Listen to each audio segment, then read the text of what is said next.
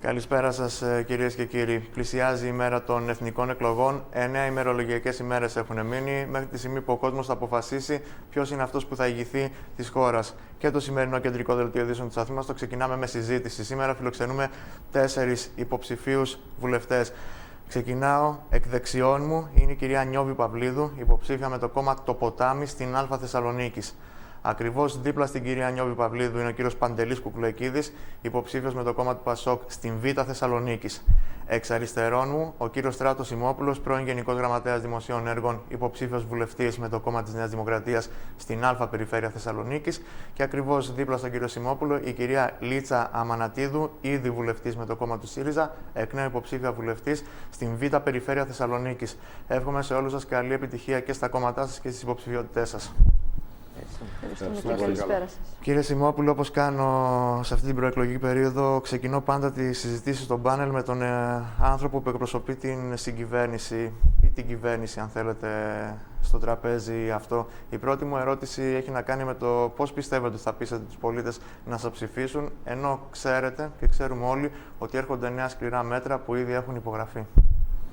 Καταρχήν δεν έχει υπογραφεί κανένα σκληρό μέτρο. Υπάρχει διαπραγμάτευση με την Τρόικα. Εμείς πιστεύουμε ότι δεν χρειάζονται νέα μέτρα. Αυτό λέγαμε, αλλά επειδή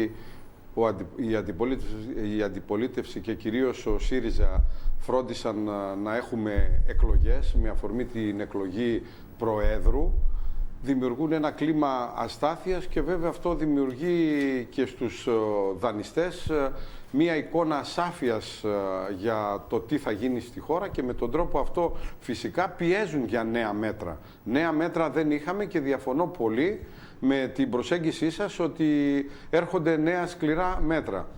Η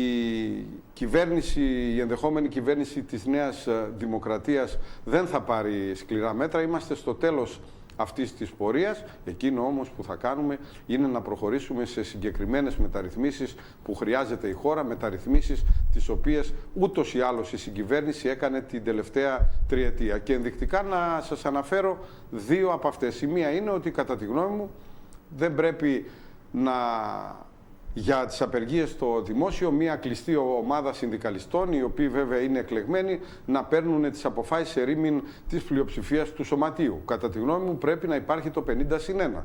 Να σας πω και μια δεύτερη μεταρρύθμιση την οποία χρειάζεται η χώρα και η οποία πάλι κατά τη γνώμη μου, άσχετα αν στεναχωρώ κάποιους ανθρώπους, είναι στη σωστή κατεύθυνση. Δεν μπορεί μία μητέρα από το δημόσιο με 2 ανήλικα παιδιά στα 50, στα 52 να βγαίνει στην σύνταξη. Δεν είναι η μητέρα του ιδιωτικού τομέα στην αντίστοιχη θέση. Η μητέρα ενός κατώτερου θεού. Άρα είμαστε στο τέλος της διαδρομής. Ναι. Δεν χρειάζονται νέα σκληρά μέτρα. Εκείνο το οποίο χρειάζεται η χώρα είναι η συνέχιση των μεταρρυθμίσεων και όχι μία αλλαγή στη διακυβέρνηση, η οποία ουσιαστικά θα μας φέρει στην κατάσταση στην οποία ήμασταν, και λόγω της κατάστασης αυτής ήρθαν τα μνημόνια, τα οποία τελειώνοντας, σημειώνω, η κυβέρνηση της Νέας Δημοκρατίας τα βρήκε. Τα μνημόνια ξεκίνησαν το Μάιο του 2012 και μάλιστα με λάθος πολλαπλασιαστές. Κυρία Αμανατίδου, εκπροσωπείτε την αξιωματική αντιπολίτευση και υπάρχουν πολλές πιθανότητες ο ΣΥΡΙΖΑ να ηγηθεί της νέας κυβέρνησης. Ωστόσο, το οικονομικό πρόγραμμα που έχετε εξαγγείλει το αμφισβητούν ακόμα και μέλη του κόμματός σας. Δεν ανάγκη να πω τις δηλώσεις που έχουν γίνει κατά καιρούς στο τελευταίο χρονικό διάστημα και από τον κύριο Λαπαβίτσα. Ο Economist σήμερα μιλάει για Brexit ξανά και για ένα κλίμα που υπάρχει ένα αμφιβόλο υλοποίησης του προγράμματός σας. Λοιπόν, καταρχήν θέλω να ευχαριστήσω για την πρόσκληση. Να πω 2 λόγια ότι δημιουργείται μία αίσθηση ότι ο ΣΥΡΙΖΑ έχει φέρει την αστάθεια και τη στιγμή που η αστάθεια έχει έρθει από τη Νέα Δημοκρατία και το Πασόκ, και το λέω αυτό και να θυμίσω τον κύριο Σιμόπουλο ότι το μνημόνιο δεν ήταν το 12 το Μάιο και ήταν έξω η Νέα Δημοκρατία, ήταν η κυβέρνηση Παπαδήμου, ξεκίνησε από το 10. Υπάρχουν ζητήματα που θα πρέπει να είχαν απαντηθεί, δεν έχει γίνει τίποτα. Το 12 αυτό που βρήκε ο κύριος... Η Νέα Δημοκρατία δεν είχε καμία συμμετοχή στην κυβέρνηση την οποία είχαμε το 10. Συγγνώμη για τη διακοπή. Είπα κυβέρνηση Παπαδήμου μετά. Το 12. Είπα κυβέρνηση Παπαδήμου από το 11, νομίζω ήταν η κυβέρνηση. Το τέλος του 11, για 6 μήνες. Λοιπόν, μην τα χαλάσουμε σε αυτό. Ναι, και είχε συμμετοχή, μεσοπρόθεσμα και εφαρμοστική νόμοι περάσανε με την συγκυβέρνηση Παπαδήμου. Λοιπόν, να το ξεκαθαρίσουμε αυτό. Η αστάθεια ήρθε στη χώρα μας από τα μνημόνια, από την συγκυβέρνηση, είτε Πασόκ Νέα Δημοκρατία, είτε Νέα Δημοκρατία Πασόκ και όχι μόνο. Λάος και Δημάρη ήταν τα τρίτα κόμματα που κοσμούσαν αυτές τις συγκυβερνήσεις και μας φέραν σε αυτή την καταστροφή. Θέλω να πω ότι έχουμε ένα πρόγραμμα το οποίο είναι κοστολογημένο. Όλοι μας είμαστε προσανατολισμένοι σε αυτό το πρόγραμμα. Ο Κώστας ο Λαπαβίτσας δεν είπε αυτό που βγήκε από τα συστημικά μέσα. Ξεκαθαρίστηκε αυτό στις δηλώσεις. Μπορεί να επενδύουν κάποιοι στον τρόμο και για τον Brexit, αλλά δεν είναι έτσι. Όλοι μας βλέπουμε το τελευταίο διάστημα ότι υπάρχουν οικονομολόγοι σε παγκόσμιο επίπεδο, αλλά και οι Ευρωπαίοι από θέσεις ευθύνης, ακόμη και ο κύριος Ρουμελιώτης που ήταν λίγο πιο σύντομα, κυρία Μανατίδου, στο ΔΝΤ, είπε ότι έχουμε ένα χρέος το οποίο είναι υπέρογκο, δεν είναι βιώσιμο και θα πρέπει αυτό το χρέος να κουρευτεί. Εμείς λέμε όπως τα 24 δις που χρωστάμε στην Ισπανία, η οποία δεν είναι στην καλύτερη οικονομική κατάσταση. Θα πρέπει να κουρευτεί το χρέος, το μεγαλύτερο μέρος του χρέους να κουρευτεί, να υπάρχει ρήτρα ανάπτυξης και ένα μορατόριο. Ωραία, κυρία Μανατίδου, τα υπόλοιπα κρατήστε τα γιατί θα τεθούν τα ερωτήματα. Κύριε Κουκλεκίδη, υποψήφιος με το Πασόκ. Το Πασόκ συμμετείχε στη συγκυβέρνηση. Πώς θα πείσετε τους ψηφοφόρους που έχουν φύγει από το κόμμα σας και έχουν βρει στέγη σε άλλα κόμματα να γυρίσουν πίσω στο Πασόκ, εφόσον έχετε λάβει αποφάσεις που έχουν ομολογήσει ήδη οι βουλευτές σας ότι έχουν ιδεολογική απόκλιση από αυτά που πιστεύανε? Πραγματικά το Πασόκ υπέστη τη μέγιστη ζημιά από την κρίση. Γιατί όντως η βόμβα της κρίσης έσκασε στα χέρια του. Και δεν είναι μόνο ότι η βόμβα αυτή έσκασε στα χέρια του, είναι ότι η κρίση στην Ευρώπη, η οποία στην ουσία ήταν μια καπιταλιστική κρίση και η Ελλάδα είχε τα χειρότερα αποτελέσματα, τα οικονομικά, ήταν ο πιο αδύνατος κρίκος, εξαιτίας της τελευταίας διακυβέρνησης του Κώστα Καραμαλίνα. Σας αναφέρω δύο παραδείγματα. Ενώ το πρωτογενές έλλειμμα το 2004 ήταν περίπου 4 δισεκατομμύρια ευρώ, το 2009 με 10 έχει γίνει γύρω στα 24 δις. Γιατί πληρώναμε για τα προηγούμενα. Μιλάω για πρωτογενές έλλειμμα. Το συνολικότερο έλλειμμα ήταν 35 δις. Ήταν 12 εκείνα και έχουμε δηλαδή τετραπλασιασμό. Έχουμε 20 δις παραπάνω στην 7ετία του Καραμαλή. Από την άλλη μεριά όμως... Ενώ ήταν 300 δις όταν ήρθε ο Καραμαλής, έτσι, με κυβερνήσεις. Αφήστε με λίγο να ολοκληρώσω, γιατί θα μπορώ και εγώ να διακόπτω, γιατί πραγματικά τώρα βλέπω ότι η Νέα Δημοκρατία έχει αλλάξει μια τακτική και αυτό που ανέφερε ο κ. Σιμόπουλος, να επιτίθεται πλέον στους πάντες και τα πάντα, γιατί έχει αλλάξει πλέον την προσδοκία της. Εσείς είπατε ότι φταίει η κυβέρνηση Καραμαλή για τα μνημόνια, δηλαδή αλίμονο, μας ακούνε. Ποιος φταίει? Κύριε Κουκλακίδη, συνεχίστε. Η ιστορία είναι ότι το έλλειμμα αυτό ήταν πάρα πολύ μεγάλο, ήταν πάρα πολύ υπέρογκο, το οποίο δεν μπορούσε να καλυφθεί. Φτάσαμε σε ένα σημείο που οι αγορές ήταν αδύνατο να χρηματοδοτήσουν την Ελλάδα, είχε κλείσει η αγορά, δεν υπήρχε άλλος μηχανισμός ο οποίος θα μπορούσε να πάει σε μια διαδικασία στήριξης ώστε να αντλήσουν και ρευστότητα οι τράπεζες, αλλά αναγκαστικά δηλαδή, ίσως το ένα... Δεν απαντάτε πάντως στην ερώτηση μου πώς θα πείσετε τους πρώην φίλους του Πασόκ να γυρίσουν στο κόμμα που υποστήριζαν. Η απάντησή μου, συγκεκριμένο, επειδή όμως ήθελα να κάνω μια αναφορά στα προηγούμενα, γιατί δεν λειτουργούμε εδώ, τις απαντήσεις γίνονται κενό, πρέπει να δρομολογούνται και να απαντούνται κάποια ζητήματα, γιατί δεν μπήκαμε σε μια διαδικασία μονολόγου. Το θέμα είναι ότι αυτή τη στιγμή, σε αυτή την πολιτική και κοινωνική συγκυρία και σε αυτό το παγκόσμιο πλαίσιο του νεοφιλελεύθερου, του άκρατου καπιταλισμού, στο οποίο διαφαντεύουν οι αγορές, έχουμε μια εσωτερική εκλογική διαδικασία, στην οποία τα δύο κόμματα μεγάλα εκτραχύνουν την κατάσταση. Το ένα πάει με τη λογική του φόβου και μια ακροδεξιά ρητορία τελευταία, και από την άλλη μεριά το ΣΥΡΙΖΑ, ο οποίος με ένα πρόγραμμα μπακαλοτεύτερο στην ουσία, ή να αναφέρω πιο λογικό. Ναι, λίγο γρήγορα έχει περάσει το δίλεπτο πάντως. Ναι, έχουν κάνει διακοπή όμως. Με το οποίο στην ουσία ένας τιμοκατάλογος δημιουργούνται μια απόλυση στην ελληνική κοινωνία, την οποία πραγματικά εκτραχύνει την κατάσταση. Και βλέπουμε εξαιτίας αυτής της διαδικασίας σήμερα οι δύο συστημικές τράπεζες πήγαμε να αντλήσουν χρήματα εξαιτίας της εκροής και ανάλυσης των χρημάτων των πολιτών. Σε αυτή την κατάσταση ο κόσμος θα επιλέξει δύο πράγματα. Τη σταθερότητα ή την αβεβαιότητα. Την προοδευτικότητα ή την οπισθοδρόμηση. Και πιστεύω εμείς είμαστε η μόνη πολιτική δύναμη η οποία μπορούμε να εγγυηθούμε. Είτε με πρώτο κόμμα το ΣΥΡΙΖΑ, είτε με πρώτο κόμμα τη Νέα Δημοκρατία. Ωραία. Πάντως, κυρία Παυλίδου. Την πόλωση να βάλουμε την κυρία Παυλίδου στη συζήτηση, κυρία Μανατίδου. Η Νέα Δημοκρατία και το ΠΑΣΟΚ, έτσι. Ωραία. Το ΠΑΣΟΚ ποτέ πάντα το ΠΑΣΟΚ και στις προηγούμενες μετά τις εκλογές, η εκλογική διαδικασία. Για να είναι ισομερής η τοποθετήση, σας παρακαλώ, αφήστε με να διευθύνω τη συζήτηση. Το ΣΥΡΙΖΑ να αναλάβει τη διακυβέρνηση, να μπει στην εθνική ομάδα διαπραγμάτευση. Η θέση μας είναι από το 2012. Γιατί δεν ήταν το 10 πριν. Κλέβετε χρόνο από τους συνομιλητές σας και δεν είναι σωστό αυτό. Κυρία Παυλίδου, έχετε να αναπληρώσει κάποιο κενό το ποτάμι. Σε ποιους απευθύνεστε, τι ρόλο θέλει να παίξει? Ναι, είναι μια καινούρια δύναμη που έχει ένα καθαρό λόγο, μεταρρυθμιστικό θα του λέγαμε, αιμονή δηλαδή στις αναγκαίες μεταρρυθμίσεις που θα έπρεπε να γίνουν τόσα χρόνια. Ρωτήσατε πριν πώς τα κόμματα που διακυβέρνησαν θα προσεγγίσουν τους ψηφοφόρους τους.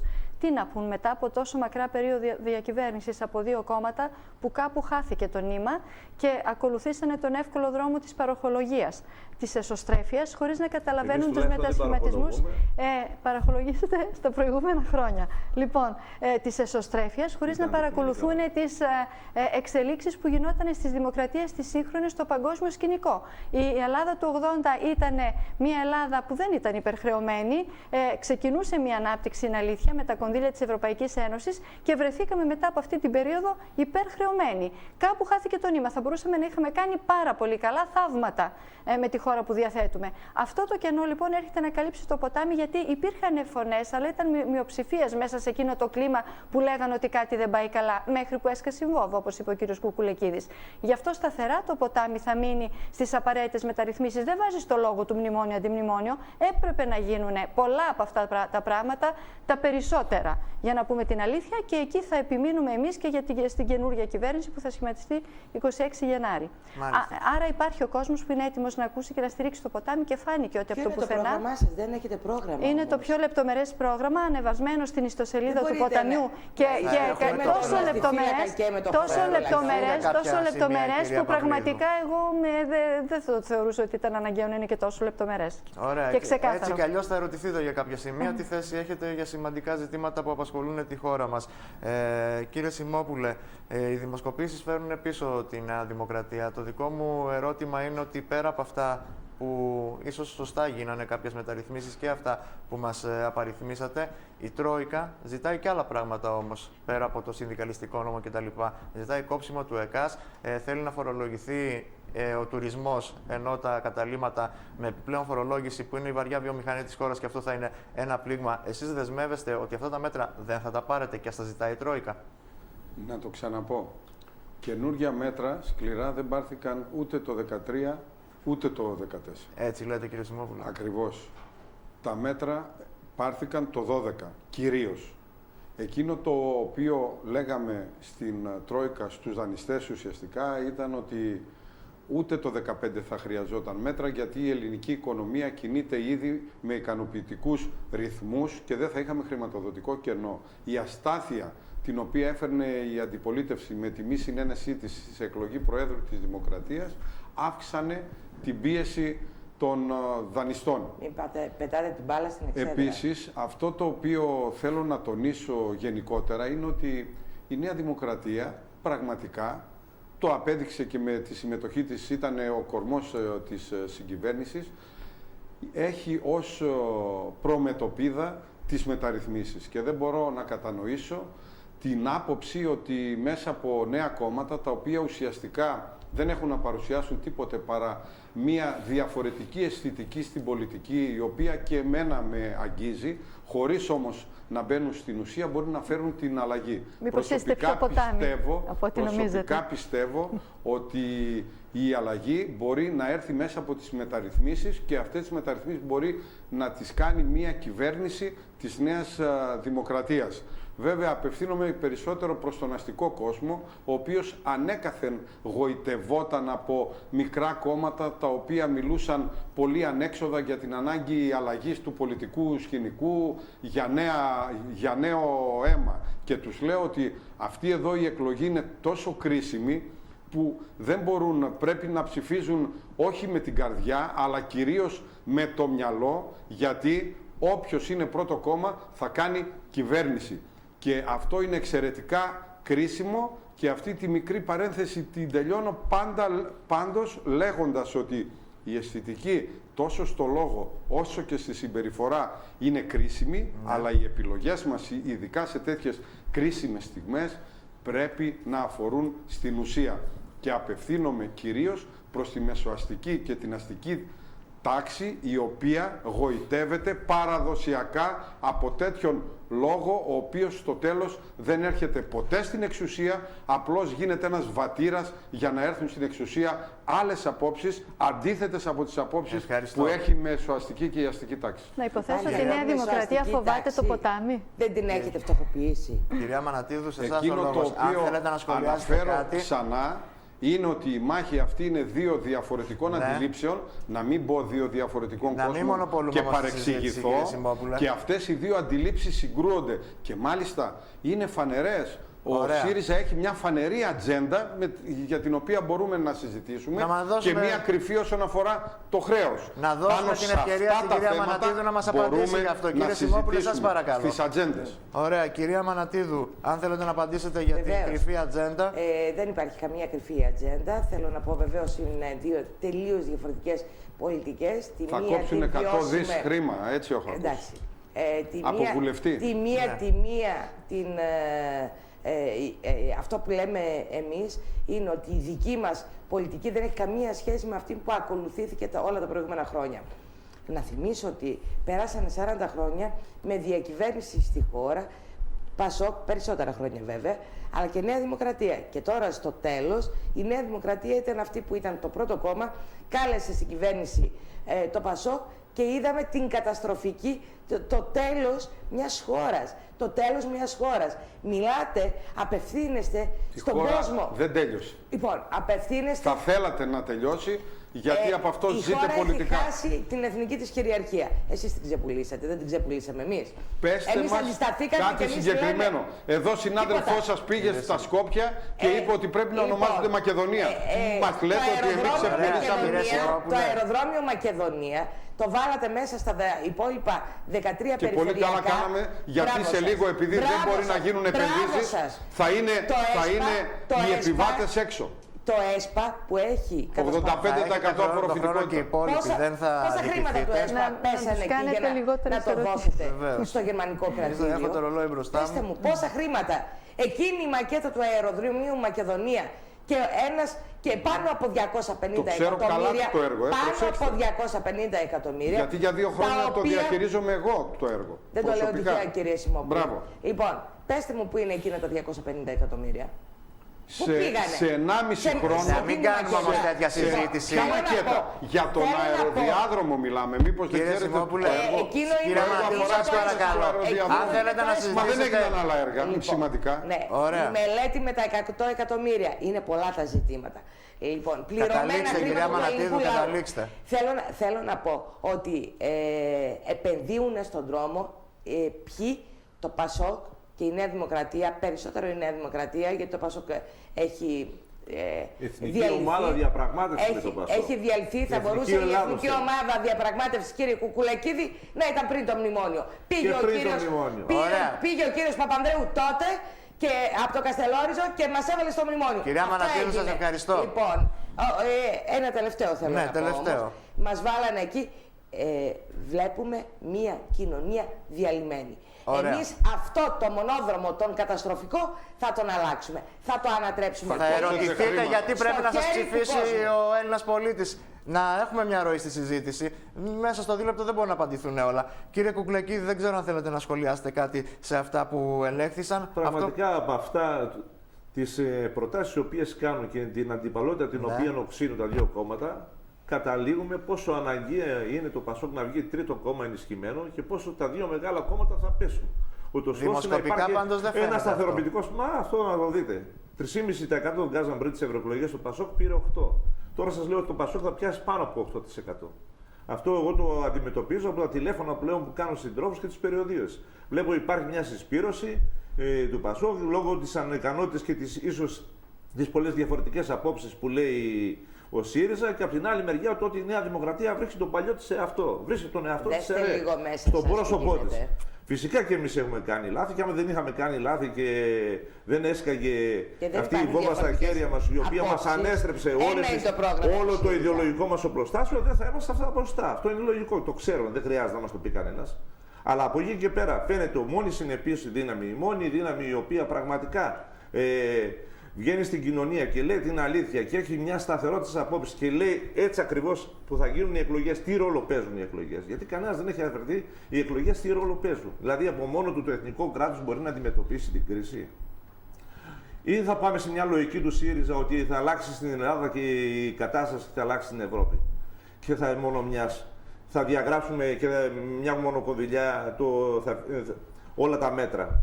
Έχει δηλαδή τη λογική αυτό που λέμε του γαλατικού χωριού, του Αστερίξ, που ήταν ενάντια στην Ρωμαϊκή Αυτοκρατορία και λες αυτή η ιστορία είναι η λογική μιας πολιτικής παραμυθίας, η οποία με τον ένα ή τον άλλο τρόπο δεν δίνει διέξοδο στην κοινωνία. Απλώς του δημιουργεί κάποιες ψευδαισθήσεις και σε μια λογική του να του δίνεις μια ελπίδα ή μια ψευδαίσθηση είναι πολύ αγαπητή από το να του λες την αλήθεια.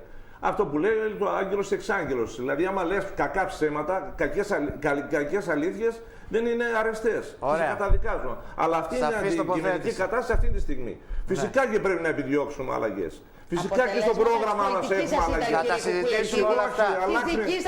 Κυρία Μανατίδου, κυρία Νιώβη Παυλίδου είναι η μόνη που δεν διακόπτει κανένα.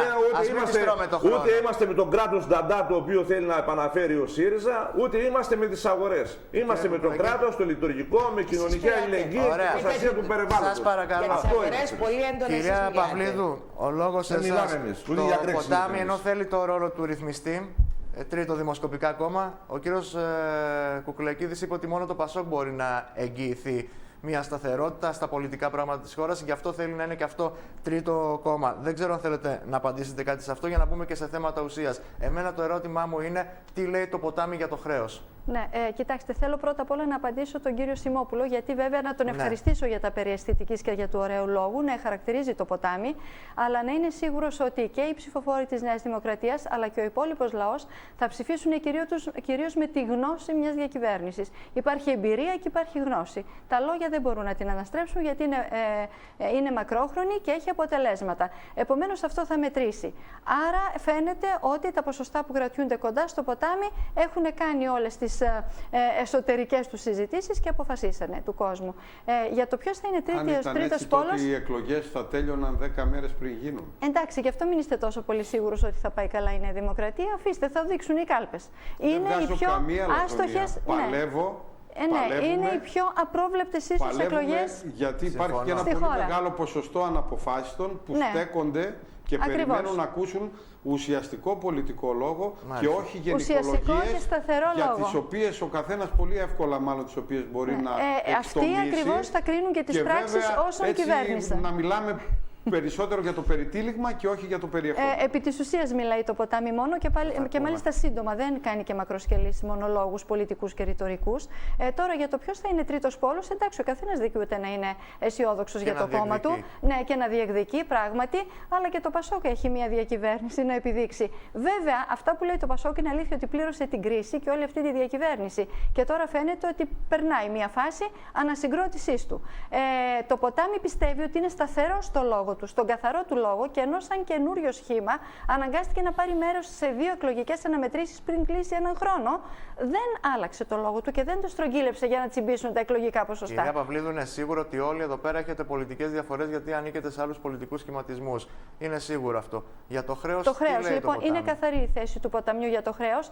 Το χρέος έτσι κι αλλιώς μονομερώς δεν μπορούμε να το διευθετήσουμε. Το χρέος χρειάζεται μέσα στην ευρωπαϊκή οικογένεια να το επιλύσουμε το ζήτημα με τους εταίρους μας. Βέβαια, και εμείς θέλουμε εθνική ομοψυχία στο ζήτημα αυτό, και η καινούργια κυβέρνηση που θα σχηματιστεί, δεν ξέρουμε ποια θα είναι, θα πρέπει το θέμα αυτό να το δώσει προτεραιότητα στο θέμα των συνεργασιών. Μπορούμε να έχουμε ευνοϊκότερη αντιμετώπιση, πιστεύουμε εμείς, διότι είναι πολύ μεγάλο το χρέος, είτε επιμικρύνσεις. Τα επιτόκια τώρα τι να τα σχολιάσουμε, είναι αρκετά χαμηλά, αλλά μπορεί κάποιες άλλες χαριστικές διατάξεις. Σε κάθε περίπτωση όμως, όχι μονομερείς αποφάσεις. Πάντα μέσα στο ευρώ και πάντοτε με τους Ευρωπαίους εταίρους. Είναι καθαρό αυτά. Ζητήσαμε διεθνή διάσκεψη για το χρέος. Θέλει 2 χρόνια για να τελειώσουμε με την ιστορία αυτή. Κυρία Παυλίδου, τελειώσατε. Ήδη Με έτσι όπως κόψανε πάμε και νομίζω σήμερα, ότι τελείωσε. περνάει Ήθελα να από συνδέσω κάτω, λίγο. κύριε Νεοχωρίτη, Ναι. ότι οι τράπεζες μας ζήτησαν 5 δις. Δεν είναι σωστό να διακόψουμε την κυρία όμως πριν. Ζήτησαν βάλει 5 τελεία. δις και τώρα μιλάμε για μια κατάσταση με διεθνή διάσκεψη κτλ. Που θα κάνει μήνες. Θα έχετε αμέσως μετά το λόγο. Δεν ξέρω. Απορώ όσον αφορά τη διαχείριση του χρέους που πάμε. Επαναλαμβάνω ότι η κυβέρνηση που θα προκύψει στις 26 Γενάρη θα πρέπει να ξεχάσει τις παλιές στήρες αντιπολιτευτικές πρακτικές και πρέπει να βάλει το θέμα του χρέους πολύ σταθερά στη βάση της εθνικής ομοψηφίας και να πάει να το διαπραγματευτεί, διότι αυτό περιμένει ο λαός. Δεν υπάρχουν πολλές ευελιξίες στη διαχείριση του χρέους. Μην δημιουργούμε ακόμα ψευδαισθήσεις στο λαό. Να το συνδέσουμε εδώ και με την παραγωγική ανάπτυξη της χώρας σοβαρά, πάλι με εθνική ομοψυχία, διότι μόνο έτσι θα το αντιμετωπίσουμε μακροπρόθεσμα. Δεν θα λυθεί αύριο. Κύριε Σιμόπουλε, τι εμπόδισε στην απερχόμενη συγκυβέρνηση να πετύχουμε την ανάπτυξη που θα έφτανε και στο πορτοφόλι του μικρομεσαίου πολίτη? Όπως εξήγησα, παραλάβαμε τη χώρα το καλοκαίρι του 12 έτοιμη να πέσει τα βράχια. Τους τελευταίους 3 μήνες, Σεπτέμβριο, Οκτώβριο, Νοέμβριο, όποιος συζητούσε με ανθρώπους της αγοράς, ακόμη και με μικρούς επαγγελματίες, άκουγε τη φράση «κάτι γίνεται». Αυτό το «κάτι γίνεται» ήταν η μετάφραση περίπου του 1,5% ανάπτυξη που είχαμε. Φέτος, αν συνεχίζαμε την πορεία το 2015, η ανάπτυξη θα ήταν περίπου 3,5% και το «κάτι γίνεται» θα ήταν «γίνεται». Άρα, αυτό που λέμε για πολυπόθητη ανάπτυξη είχε έρθει. Έρχεται, ήρθε, ήταν 1,5%, του χρόνου θα ήταν 3,5%. Οι εκλογές βέβαια, τις οποίες δεν προκαλέσαμε εμείς, μας πήγαν πίσω. Γνώμη μου είναι ότι οι εκλογές πρέπει να γίνονται κάθε 4 χρόνια, ανεξάρτητα το ποιο κόμμα θα είναι στην κυβέρνηση, εκτός αν η κυβέρνηση χάσει τη δεδηλωμένη στη Βουλή, και με τον τρόπο αυτό να πάψει το κόμμα το οποίο είναι στην αντιπολίτευση να ζητάει συνεχώς εκλογές, ή η κυβέρνηση να πηγαίνει σε εκλογές όταν θεωρεί ότι τη συμφέρει. Γιατί ενώ ομολογουμένως το κόμμα του ΣΥΡΙΖΑ ζητούσε εκλογές αύριο, έλεγε σχεδόν καθημερινά. Και εμείς το κάναμε παλαιότερα. Δεν αφήσατε Θεωρώ ότι είναι λάθος. να πάει η εκλογική διαδικασία μετά τα Χριστούγεννα, να δουλέψει η αγορά και να έχουμε προεδρική εκλογή το Φλεβάρι. Αυτά τα οποία ζούμε τώρα και την αστάθεια και τα χρήματα που ζητούν από την Ευρωπαϊκή Κεντρική Τράπεζα, από το μηχανισμό στήριξης, μάλλον οι τράπεζές μας σήμερα, θα γινόταν τότε, και επειδή το πρόβλημα θα ήταν μεγαλύτερο, θα γινόταν με μεγαλύτερη ένταση. Αυτό το οποίο έγινε είναι να ξεκαθαρίσει το τοπίο και ο ελληνικός λαός να αποφασίσει μεταξύ εντελώς 2 διαφορετικών πολιτικών. Οι πολιτικές είναι 2, έχουν τεράστιες διαφορές και ακόμη και η παραμικρή ψήφος, η μία ψήφος, είναι κρίσιμη στη μάχη αυτή. Υπάρχουν ατζέντες φανερές και κρυφές. Συγγνώμη, ναι. Θα σας αναφέρω 3 θέματα σημαντικά κατά τη γνώμη μου. Δεν έχω τελειώσει.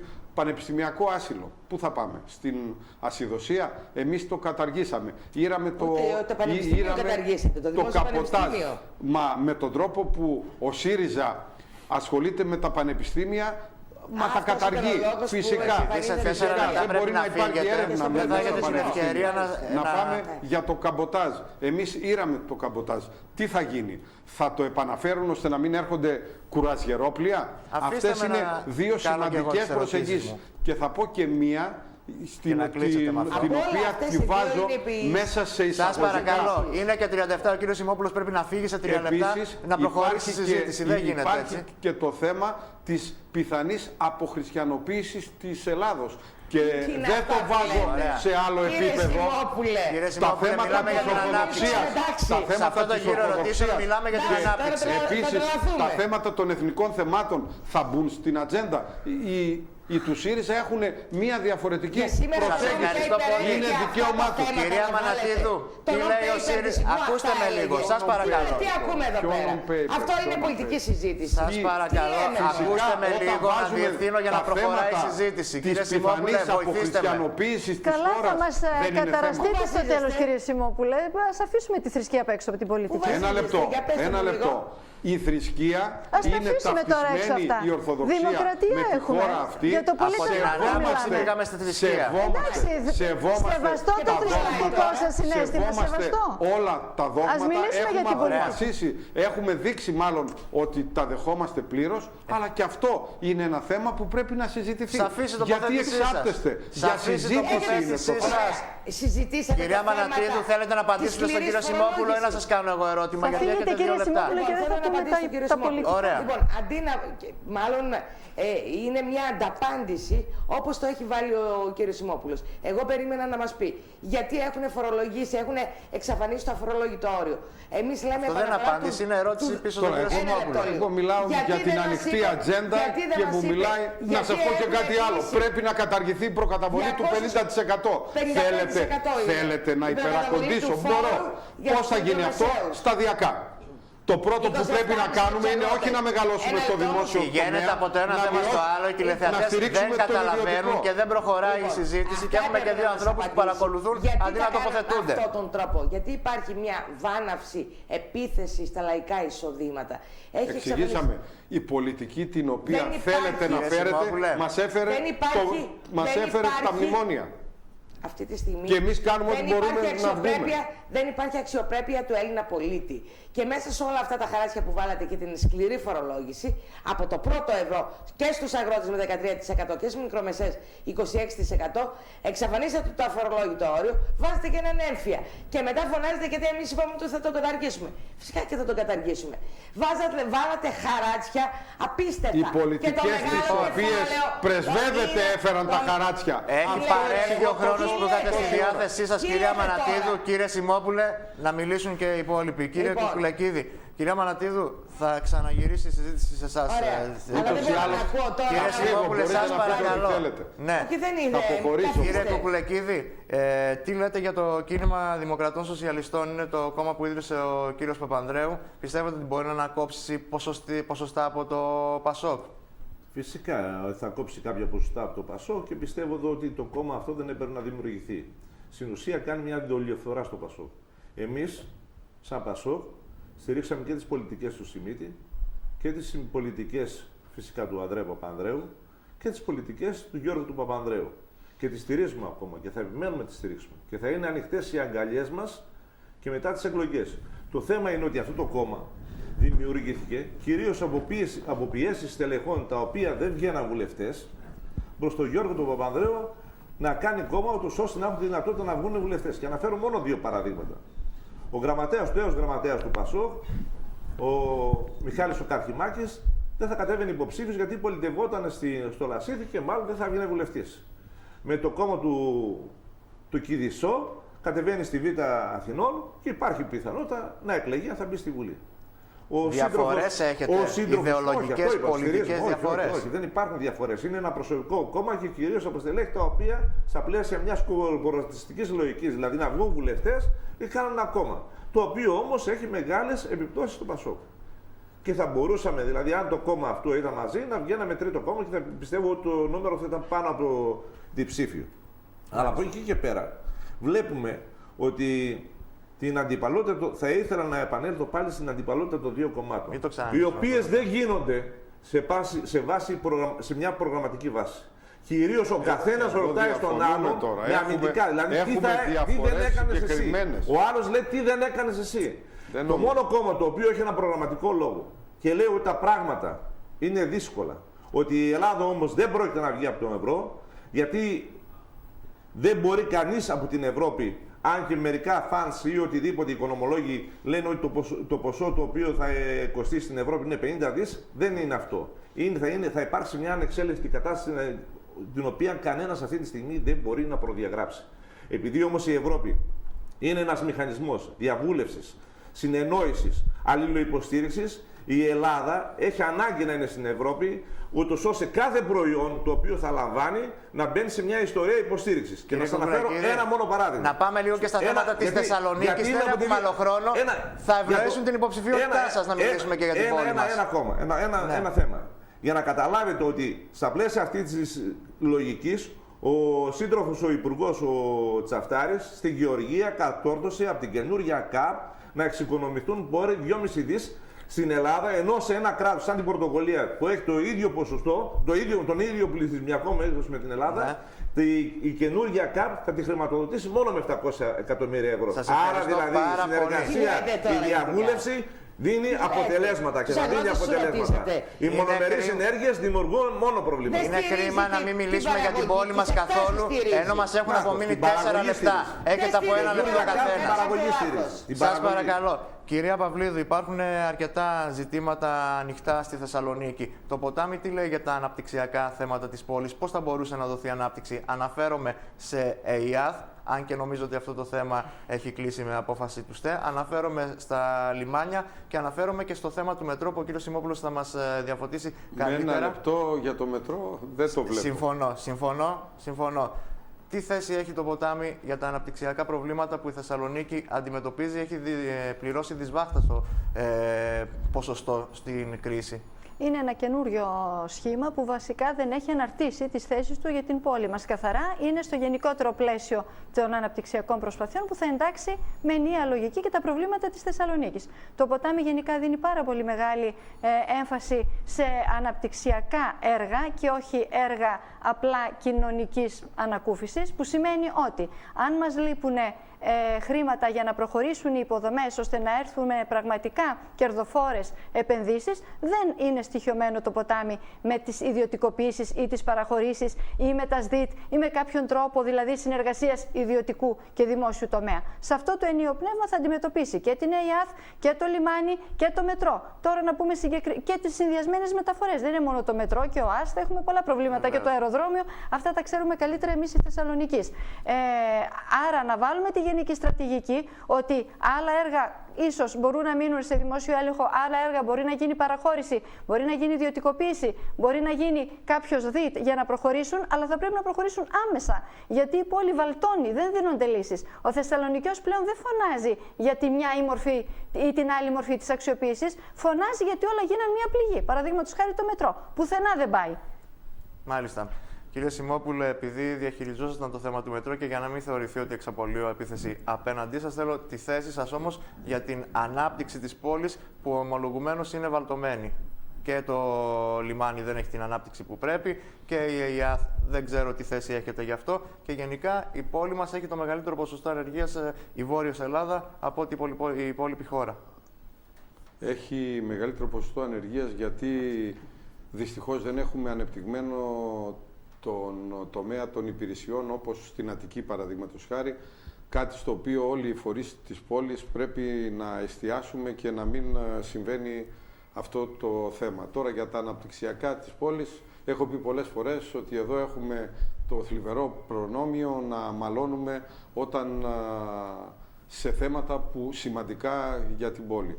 Το λιμάνι είναι ο μεγαλύτερος πλουτοπαραγωγικός πόλος της πόλης. Πρέπει σύμφωνα και με τις απόψεις όλων των παραγωγικών φορέων να ιδιωτικοποιηθεί.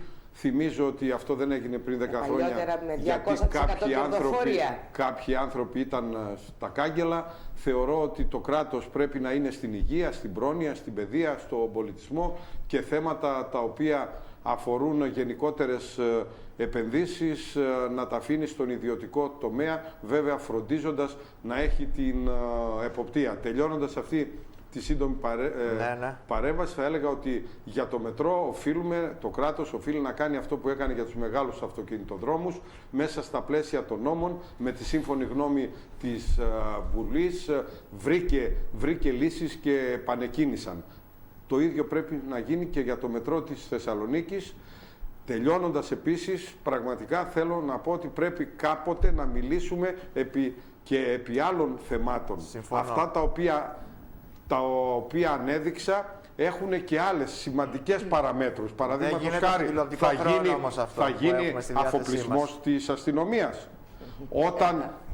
Όταν ακούμε πριν 2-3 μέρες, πρέπει να κλείσει το δελτίο, δεν έχουμε χρόνο. Πριν 2-3 μέρες άκουσα ότι στις διαδηλώσεις δεν θα μπορεί να επεμβαίνει η αστυνομία. Με το μεταναστευτικό τι θα γίνει. Όλα αυτά έχουν σχέση με τα θέματα της ορθοδοξίας και τελειώνω λέγοντας και δεν είχατε την παρότητα, υπήρχαν στην ατζέντα να συζητηθούν. Τα θέματα της ορθοδοξίας για μια χώρα σαν την Ελλάδα είναι σημαντικά. Είναι σημαντικά. Πρέπει να ξέρουμε τις προσεγγίσεις όλων στα θέματα αυτά, σεβόμενοι και άλλες απόψεις. Κυρία Μανατίδου, το δικό μου ερώτημα σχετικά με την ανάπτυξη της πόλης είναι πώς θα υπέρθει ανάπτυξη στη Θεσσαλονίκη αν εμποδίζεται κάθε ιδιωτική παρέμβαση, ιδιωτική πρωτοβουλία. Λοιπόν, εμείς μιλάμε καταρχήν, θέλω να πω ότι, γιατί άκουσα και την κυρία Παυλίδου, ότι εμείς δεν στεκόμαστε στα κοινωνικά μέτρα ανακούφισης, σε μια αποστροφή του λόγου της. Τα μέτρα ανακούφισης πρέπει να έρθουν πριν από την ανάπτυξη. Γιατί οι άνθρωποι που βάζουν λουκέτα, που είναι ανασφάλιστοι, που χάνουν το σπίτι τους, που δεν έχουν ρεύμα, πρέπει να σταθούν είναι σε ήδη αυτούς. εμπροστοβαρή στα ΕΣΠΑ, Λοιπόν, το συμφωνήσαμε όλοι, αλλά ας μην λαγίζουμε, η ανάπτυξη θα έρθει από αλλού. Μετά από αυτό πρέπει να δούμε τα κόκκινα δάνεια, γιατί δεν έρχεται η ανάπτυξη με τους μεγάλους επενδυτές και με τους μεγάλους, αν μπορούμε να τους διαχειριστούμε με κοινωνικό έλεγχο. Με ελαστικές σχέσεις εργασίας και με ελάτε να σας δώσουμε γη και είδα. Να έχουμε κοινωνικό έλεγχο, όχι ελαστικό. Που ανήκει σε όλους. Εμείς λέμε, ειδικά για τη ραχοκοκαλιά της ελληνικής οικονομίας, τη μικρομεσαία επιχείρηση και την αγροτική παραγωγή, λέμε ότι θα πρέπει να ρυθμιστούν πρωτίστως τα κόκκινα δάνεια των ανθρώπων που στα χρόνια της κρίσης. Δεύτερον, ασφαλιστικές εισφορές του ΑΕ, του ΟΓΑ πρέπει να ρυθμιστούν, να κουρευτούν οι επιπλέον προσαυξήσεις, οι οποίες είναι υπέρογγες. Αυτό που έκανε η Νέα Δημοκρατία και το ΠΑΣΟΚ, οι 100 δόσεις μέχρι 15.000 ευρώ και από εκεί και πάνω 72, ήταν απαράδεκτο. Δεν έχουν να δώσουν τη δόση τους. Θα δώσουν επιπλέον και για τη ρύθμιση σε αυτά είναι μέτρα ανάπτυξης. Πέστε κάτι αναπτυξιακό. Πώς θα γίνουν όλα αυτά, θέλω να Κύριε Σιμόπουλε, πρέπει να κλείσουμε, δεν υπάρχει άλλος χρόνος. Κυρία Μανατίδου, να πάμε και στον κύριο Κουλεκίδη και την κυρία Παπλίδου. Υπό δημόσιο έλεγχο ειδικού σκοπού για τους αγρότες και για τους μικρομεσαίους. Δεν μιλάμε μόνο για τη Θεσσαλονίκη. Θα κόψετε χρήματα, όπως είπε η κυρία Μακρύ. Ναι, εντάξει, αφήστε το κύριε Σιμόπουλε. Μιλάμε για ολόκληρη την κεντρική Μακεδονία. Εγώ είμαι σε μια περιοχή που είχε βιομηχανική περιοχή Β' Θεσσαλονίκης, που ήμουν βουλευτής και είμαι εκ νέου υποψήφια. Λοιπόν, είχε βιομηχανική περιοχή της Ίνδου. Πέστε μου τι έχει απομείνει εκεί μέσα. Έχουμε τους αγρότες οι οποίοι πώς θα γίνει, περιγραφή κάνετε. Σας ευχαριστώ πάρα πολύ, δεν υπάρχει άλλος χρόνος. Λύσεις. Κύριε Κουλεκίδη, έχετε το λόγο. Δεν είστε αναλύτρια. Σας παρακαλώ. Έχει πάει 7 παρά 10. Πρέπει να κλείσει το δελτίο. Πρέπει να μιλήσουν και οι δύο επόμενοι. Έχει πρόβλημα, το έχει καταλάβει. Για να καταλήξουμε. Κύριε Κουκουλεκίδη, για την ανάπτυξη της πόλης. Εγώ θα ήθελα να κάνω μια παρέμβαση. Εδώ. Ναι, ένα λεπτάκι όμως, 1,5 το πολύ για να κλείσουμε. Ότι και οι δύο προλαλήσαντες, τα κόμματα που είναι μεγάλα, κυρίως κάνουν ερωτήματα και περιγράφουν την κατάσταση. Το είπατε και πριν αυτό. Και λέω. Εγώ δεν έβαλα, με συγχωρείτε, προτάσεις έβαλα. Και θέσεις πώς πραγματικά συνδυάζεται, πώς ακριβώς, τράπεζες, γιατί πώς κάνετε αυτό. Ο ΣΥΡΙΖΑ δεν έχει δείξει ούτε μια μονάδα πρότυπο που λειτουργεί στην Θεσσαλονίκη. Ποτέ δεν πρόκειται. Μιλάει γενικά και αόριστο. Και το δεύτερο ζήτημα είναι ότι ενώ έχουμε διαφορετικές απόψεις, με τη νέα διαδικασία την οποία κάνανε και σωματώσαν τους οικολόγους του Μιχάλη του Τριμόπουλου, το οποίο πολύ εκτιμώ, το θέμα είναι ότι αυτοί έχουν λογική από ανάπτυξης. Δηλαδή πώς συνδέεται η αναπτυξιακή διαδικασία με κόμματα, συνεργασία με κόμματα τα οποία έχουν τη λογική από ανάπτυξης.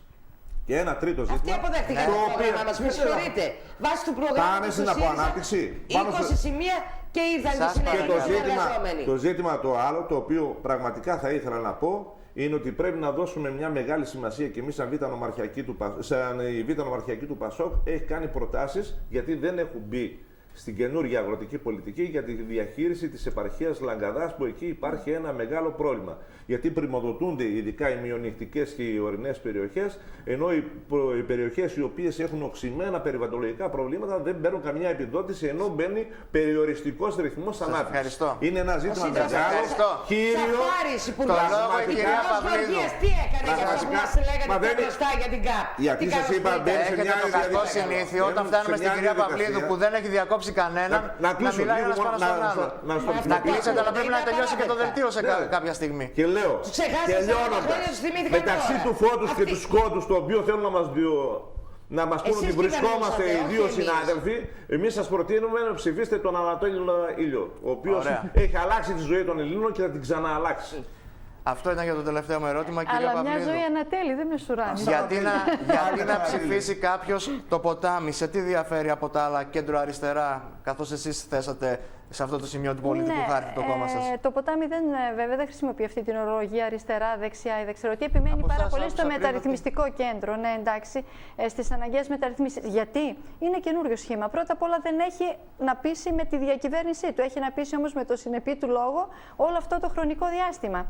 Δεν του στρογγύλεψε, όπως είπα και προηγουμένως, ποτέ. Λέει καθαρά τις θέσεις του, είναι ανοιχτό σε συνεργασίες. Οι συνεργασίες είναι το καινούριο πρόταγμα των λειτουργικών δημοκρατιών μας. Πρέπει να μάθουμε να συνεργαζόμαστε.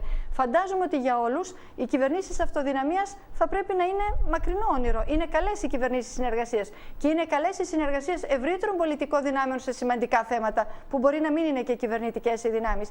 Άρα προτάσει κάποιες καινούργιες ανάγκες στο ποτάμι, μένει σταθερό σε αυτές. Μπήκε στις ευρωεκλογές πολύ γρήγορα. Κατάφερε μέσα από αυτές τις διαδικασίες να εκλέξει δύο αξιόλογους συναδέλφους που στέκονται μια χαρά στο ευρωπαϊκό πνεύμα της Ευρωβουλής. Αν και τώρα στις βουλευτικές που δεν τις ήθελε, το λέμε καθαρά, μπορέσει να βγάλει αξιόλογους βουλευτές, θα δώσει τον τόνο του στη Βουλή και θα αποκτήσει έτσι μια ραχοκοκαλιά και έναν λόγο πιο ισχυρό για τα πράγματα. Γι' αυτό πασχίζει το ποτάμι να γίνει τρίτη δύναμη, με βάση τη συνέπεια του λόγου του, όχι το κυνήγι των εκλογικών ποσοστών και το προφίλ των ανθρώπων που προτείνει, του επαγγελματία, του καθαρού λόγου, του μη κλασικού πολιτικού, που μπορεί να έχει στην ζωή του μια ξεκάθαρη πορεία. Μάλιστα.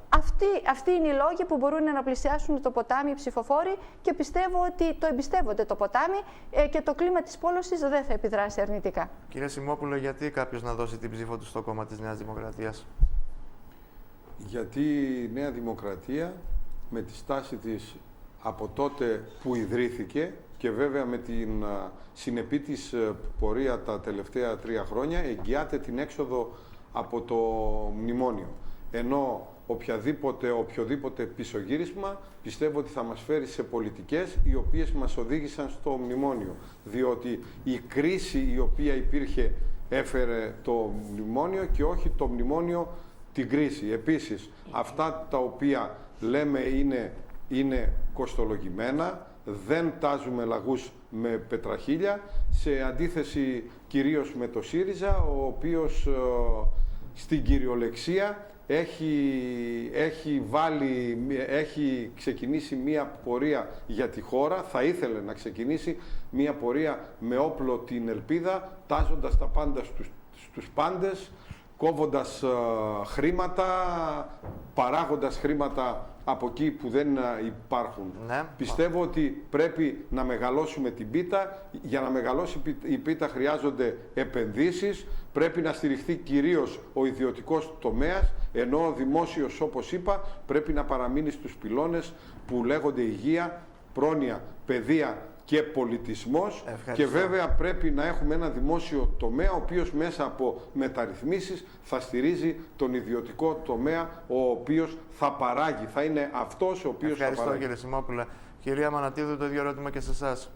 Λοιπόν, κύριε Νεοχωρίτη, καταρχήν εμείς θέλουμε την στήριξη του κόσμου, όχι μόνο 25 του Γενάρη, που θεωρούμε ότι θα την έχουμε, και με μια ισχυρή κοινοβουλευτική πλειοψηφία, τη θέλουμε και μετά.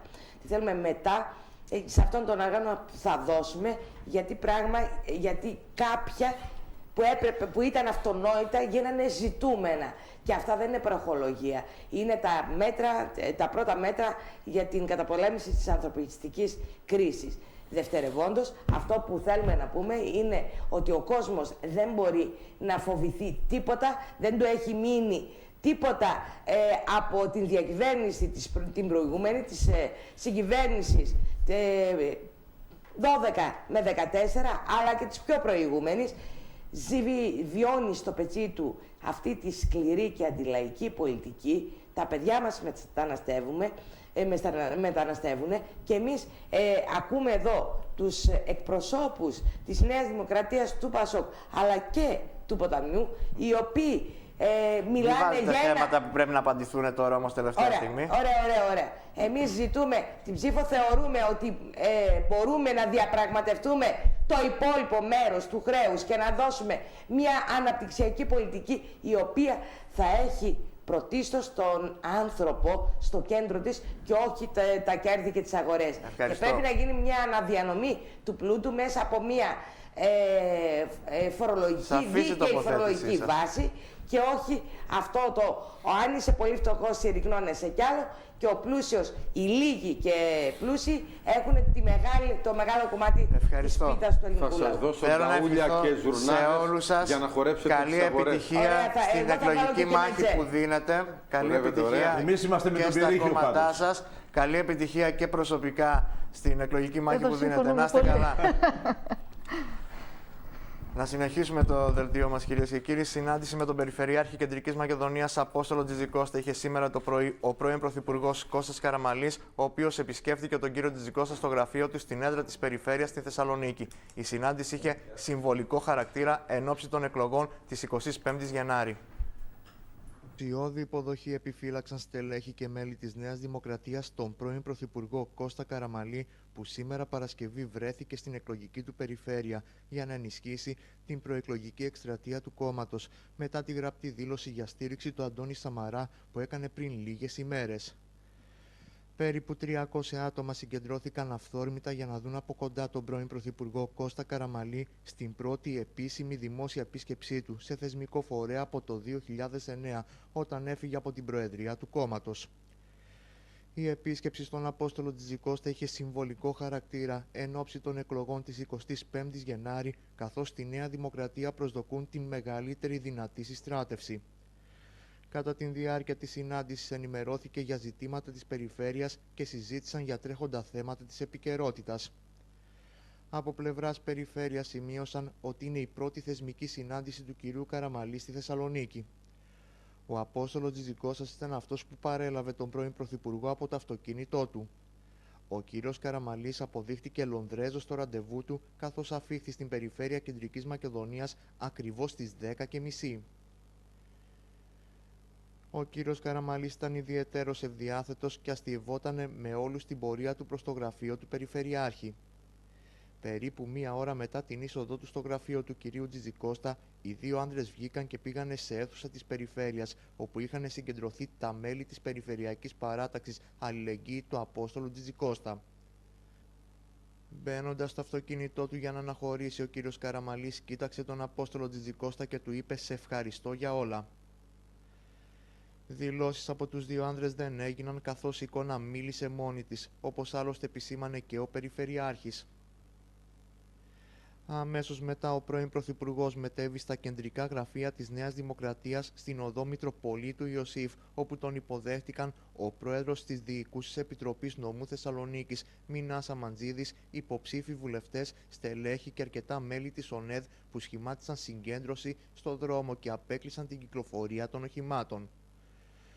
Το βράδυ στις 8 στο Μακεδονία Παλάς, ο Κώστας Καραμανλής θα παραστεί στην προεκλογική συγκέντρωση του συνονόματού του και συνεπώνυμου ξαδέλφου του, γιου του Αχιλλέα Καραμανλή, που είναι υποψήφιος για πρώτη φορά στο ψηφοδέλτιο της Νέας Δημοκρατίας στο νομό Σερών.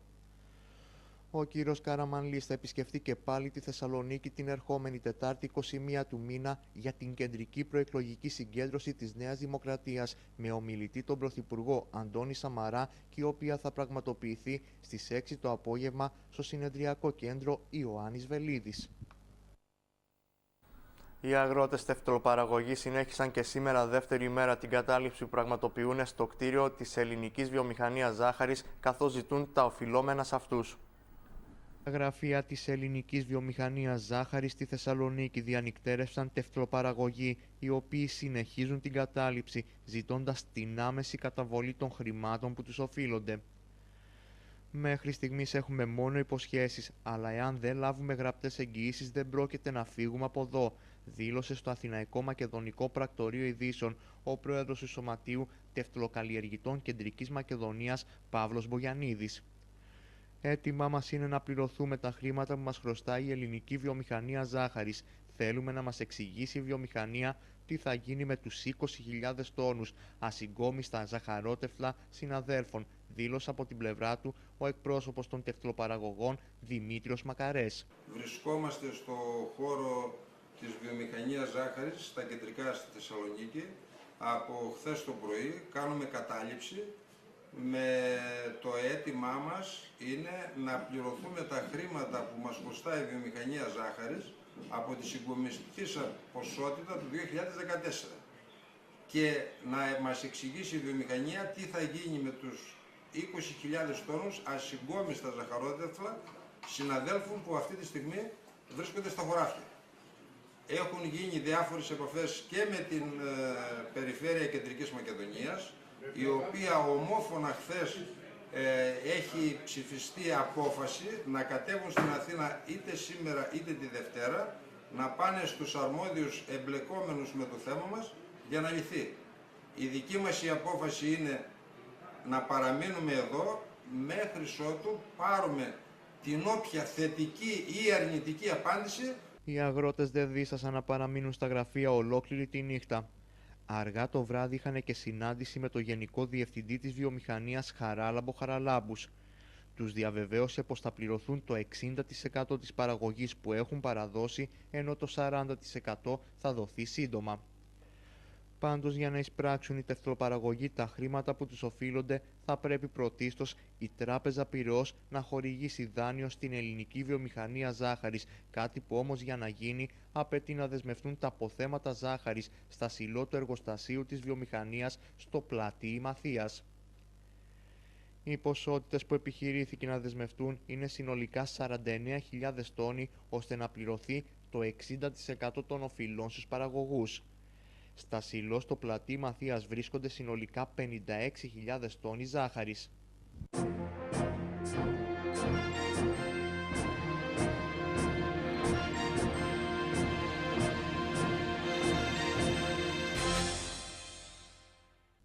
Ηλιοφάνεια με λίγες νεφώσεις παροδικά αυξημένες στα δυτικά και κατά τόπους περιορισμένη ορατότητα στα κεντρικά και βόρεια υπηρετικά, προβλέπει για αύριο Εθνική Μετεωρολογική Υπηρεσία.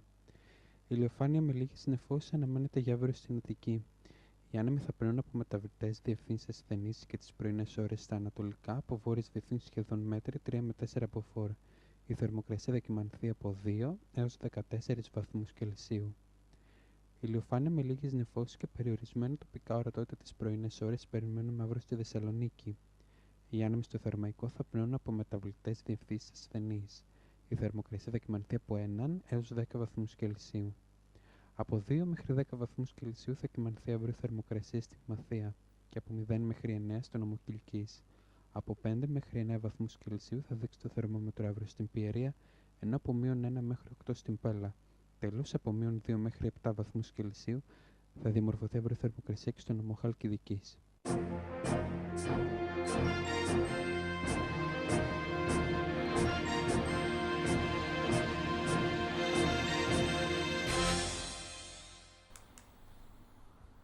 Πτωτικές τάσεις επικράτησαν στη σημερινή συνεδρίαση του Χρηματιστηρίου Αθηνών. Ο γενικός δείκτης τιμών έκλεισε στις 790,59 μονάδες, παρουσιάζοντας απώλειες σε ποσοστό 1,79%. Από τις μετοχές που διακινήθηκαν, 38 ενισχύθηκαν, 21 παρέμειναν αμετάβλητες και 74 κατέγραψαν πτώση. Η ισοτιμία του ευρώ έναντι του δολαρίου ανήλθε στο 1,14. Σε αυτό το σημείο, κυρίες και κύριοι, ακόμη ένα δελτίο ειδήσεων του Europan έφτασε στο τέλος του. Ευχαριστούμε πολύ που μας παρακολουθήσατε.